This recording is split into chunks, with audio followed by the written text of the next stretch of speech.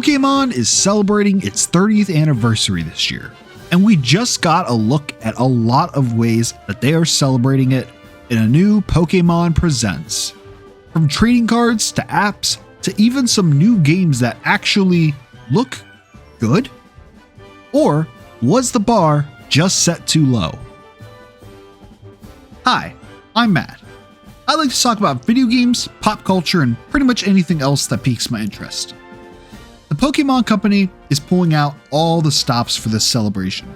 I mean, they're certainly doing more to celebrate their 30th than Nintendo is doing to celebrate the 40th anniversary of The Legend of Zelda.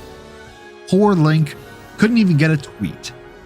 Today, I want to talk about this Pokemon Presents and a few highlights that really stood out to me. I'm not going to break down every little thing, but there are a few things that I really wanted to dive into. The Game Boy Music Player was the first announcement. It has 45 songs from Pokemon Red and Blue that can be played by swapping out cartridges. It's a cute idea, though I have a hard time figuring out who exactly is the target audience. The idea of making a Game Boy iPod instead of just putting the music on Nintendo's music app is just funny to me. I'm not sure if I will purchase it. I like the idea of it as a fan of Game Boys, but the idea of having to store that many cartridges just to play some songs sounds a little tedious. Still, it's a cute novelty gift that's going to set you back just a few dollars. Yeah, you know, on second thought, YouTube is fine. Pokemon Go is celebrating its 10-year anniversary, which instantly makes me feel old.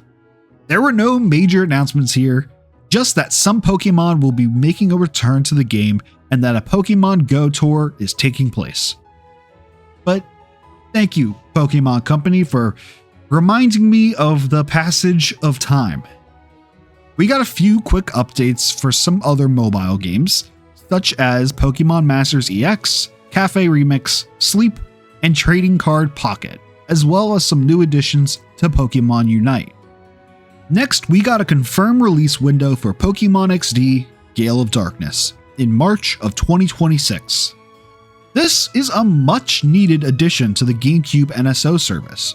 It feels like it's been lacking for a while now, and this is a title that everyone has been waiting on since it was announced. Still, I wish we had an actual release date, and I really hope that we aren't having to wait until the end of March for this to be added.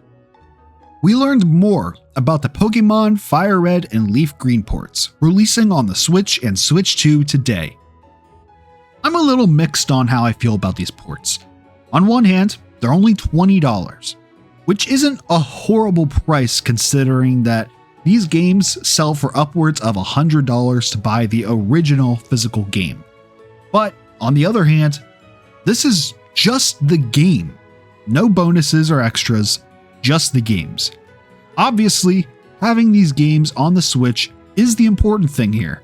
But if literally any other company charged this kind of money for just the games and no other features, people would have a lot of complaints. Let's put this into perspective for a moment. The Super Bomberman collection is something that I have admittedly said I have little to no interest in, but it's a good comparison to this Pokemon port. It contains 5 SNES games, as well as 2 NES games. You have multiple versions of Super Bomberman 1 through 3 and newly English localized versions of 4 and 5. Alright, cool. But the game also has manuals, a jukebox that plays music from the games, an art gallery, save states, and rewind features. And all of that comes for $20, the exact same price as FireRed and LeafGreen. $20 for the bare minimum. On the flip side, it's great that fans who never got the chance to play these games will finally be able to do that without having to spend a ton of money. And yes, you could just emulate them, but not everybody has access to an emulator. Not everyone has a device for that, especially younger kids. They just want to play Pokemon games, and this is a pretty straightforward pick up and play way to do it. Now, Do I wish that this was getting a true physical release? Yes, but it's not the end of the world. This is less than 1 GB of storage.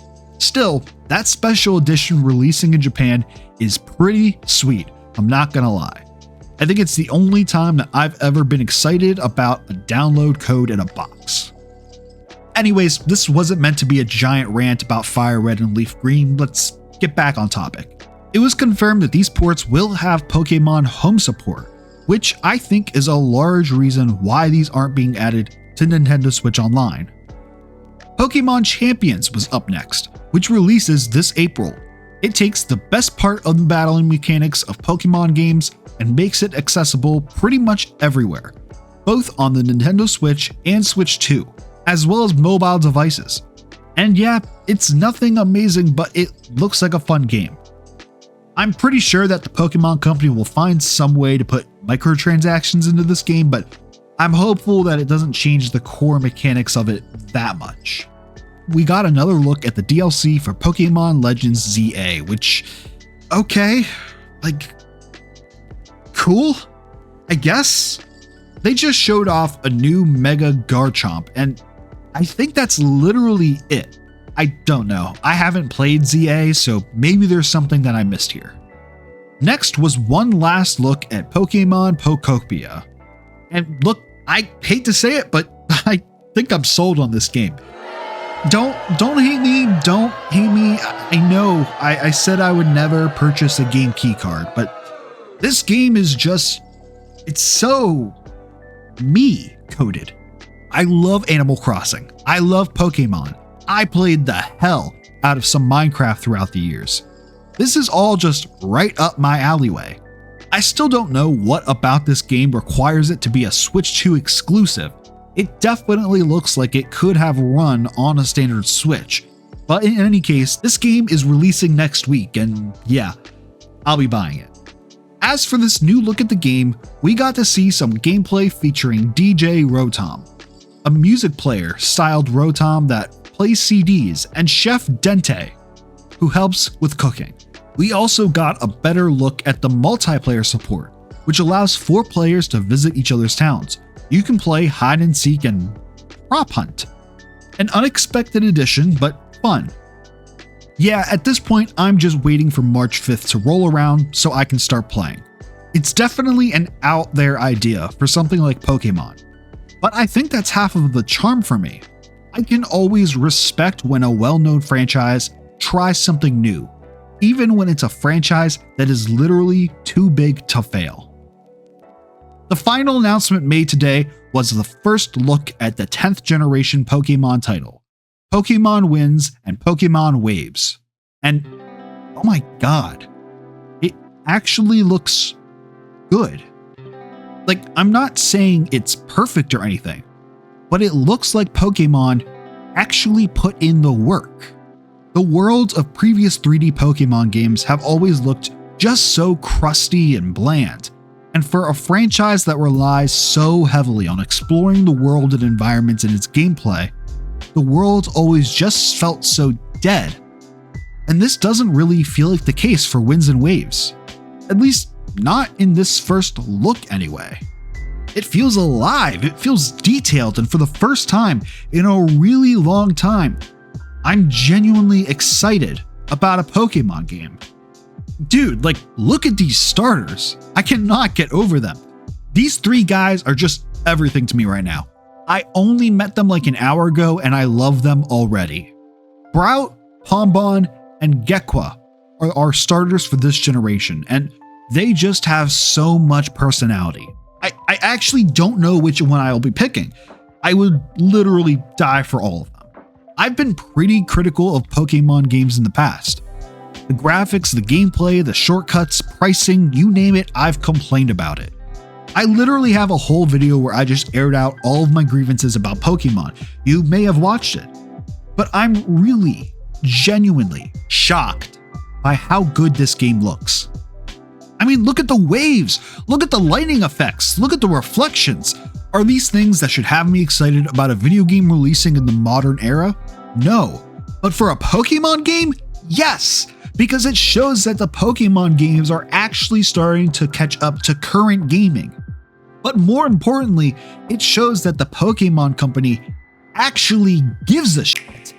It shows that they're maybe, sort of, potentially, actually listening to us. All of this is backed up by the fact that this game is releasing in 2027, not 2026. The Pokemon Company is not pushing for this to be released during the year of its 30th anniversary. They aren't pushing to have multiple big Pokemon titles being released in the same year like they did with Legends Arceus and Scarlet and Violet. They're taking their time, which was my biggest complaint. So credit where credit is due. I'll be patiently keeping an eye out for more details on Pokemon Winds and Waves in the future, but I'm not really in a hurry. I'd rather see the Pokemon Company work through all the bugs and issues and build a game that is quality. And if that means waiting until the end of the year 2027, fine by me. I want this game to be good. I want the Pokemon Company to make me eat my words about what I said in my video, because I just want to see good Pokemon games again. And with Winds and Waves, we may just have that. So overall, this was actually a half decent little presentation. Some stuff could have just been an email, but the major talking points and announcements really stood out here. Yeah, I'll say it. This is a pretty darn good way to celebrate your franchise's anniversary. Nintendo, please take notes. But I like a lot of what was shown off here. I'm excited about Pokemon Pokopia. I'm excited about the FireRed and LeafGreen ports. And yes, I'm really excited about Pokemon Winds and Waves. That may actually be a game that I pick up next year. The future of Pokemon just feels really promising right now. So Pokemon Company, don't f it up. But tell me, what did you think of the Pokemon Presents? Are you excited for this next generation of Pokemon? Let me know in the comments down below. I'd love to hear from you. If you like this video, please give it a like. And be sure to follow me on all of my social media platforms. But whatever you do, I just want to thank you for watching this video. There are plenty of new Pokemon games coming up just around the corner. So be sure to hit that subscribe button and notification bell to keep up to date on all of my latest videos. Thank you so much for watching. I'll see you next time.